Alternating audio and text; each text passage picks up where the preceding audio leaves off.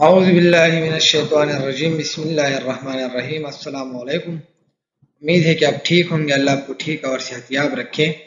میں ہوں اسد اقبال احساس اور آپ دیکھ رہے ہیں اور سن رہے ہیں اردو دان۔ آج ہم جماعت دہم میں حضرت موہانی کی غزل دی گئی ہے، اس کی شرح کرنے کی کوشش کریں گے۔ ایک ایک شعر جو ہے وہ باری باری ہم پڑھیں گے، ان کے اس شعر کے فنی محاسن کے حوالے سے بات کریں گے اور پھر شرح کے حوالے سے بات کریں گے۔ تو غزل نمبر 1 ہے، شاعر جو ہے حضرت موہانی ہے اور جماعت دہم کی اردو کتاب میں یہ غزل دی گئی۔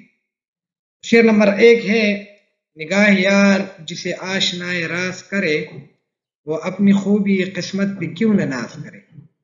نگاہ یار جسے آشنائے راز کرے، وہ اپنی خوبی قسمت پہ کیوں نہ ناز کرے۔ تو یہ وہ شعر ہے جس کی آج ہم شرح کریں گے۔ آ جاتے ہیں اس شعر میں جو مشکل الفاظ ہیں وہ ذرا دیکھ لیتے ہیں۔ مشکل الفاظ اور معنی: نگاہ یار یعنی محبوب کی نظریں، اشناء راز یعنی رازوں سے اشنا کرنا، رازوں سے واقف کرنا، رازوں سے واقفیت، خوبی قسمت یعنی اچھی قسمت، بھلی قسمت، ناز یعنی فخر۔ یہ وہ مشکل الفاظ ہے اور یہ بنیادی طور پر اس شعر میں یہی 3-4 نکات ہے جس کے حوالے سے بات کی گئی۔ اب آ جاتے ہیں اس شعر کا حوالہ دیکھ لیتے ہیں۔ حوالہ شعر کا نام حضرت موہانی، صنف نظم میں غزل ہے، ماخذ جو ہے وہ کلیات حضرت موہانی سے یہ غزل جو ہے آپ کی کتاب میں دی گئی ہے، حضرت موہانی سے، کلیات حضرت موہانی سے لی گئی ہے۔ اب آ جاتے ہیں کہ بنیادی طور پر اس شعر میں شاعر کہنا کیا چاہتے ہیں۔ تو اس میں نگاہ یار جسے آشنائے راز کرے، تو راز کی بات کی گئی ہے، نگاہ کی بات کی گئی ہے اور اچھی قسمت کی بات کی گئی ہے۔ یہ 3-4 نکات اس میں بنیادی نکات ہیں۔ فنی محاسن اس میں کیا ہے، نگاہ یار جو ہے وہ مرکبی اضافی ہیں، یعنی وہ دو الفاظ جو زیر کا کی کے یا حمزہ کے ذریعے مل جائے تو مرکبی اضافی کہتے ہیں۔ اشنائے راز مرکبی اضافی ہیں، خوبی قسمت بھی مرکبی اضافی ہیں۔ آ جاتے ہیں حضرت موہانی بنیادی طور پر شعر میں کہنا کیا چاہتے ہیں، وہ ذرا دیکھ لیتے ہیں۔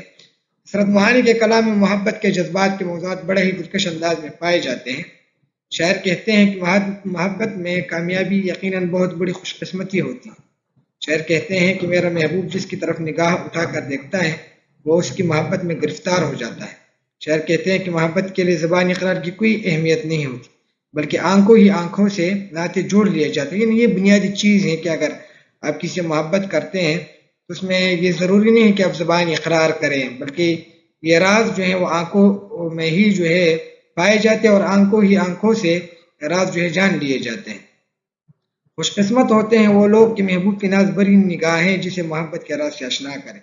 یہ بنیادی نقطہ ہے کہ وہ لوگ بڑے خوش قسمت ہوتے ہیں کہ محبوب کی نگاہیں جو ہے اسے محبت کے راز سے اشنا کریں۔ یہ بنیادی نقطہ اس شعر میں بیان کیا گیا ہے۔ اسے اب دوسرا نقطہ کون سا ہے، اسے اپنی قسمت کی یوری پر ناز کرنا چاہیے۔ یعنی اگر کوئی محبوب جو ہے ان کی ناز بری نگاہیں اپنے عاشق کو محبت کے رازوں سے آشنا کرے تو یہ اس کے لیے خوش قسمتی کی بات ہے۔ یہ 2 بنیادی نکات جو ہیں اس شعر میں بیان کیے گئے۔ دراصل محبوب کبھی بھی اپنے دل کی باتیں کسی کو نہیں بتاتا اور ہمیشہ اپنے عاشق سے تغافل برتتا ہے۔ یعنی محبوب جو ہوتا ہے وہ اپنے دل کی باتیں یا اپنے دل کے راز جو ہیں وہ کسی کو نہیں بتاتا، اور جو اس پر عاشق ہوتا ہے تو اسے تو ہمیشہ بے خبر ہی رہنا پسند کرتا ہے، تغافل برتتا ہے۔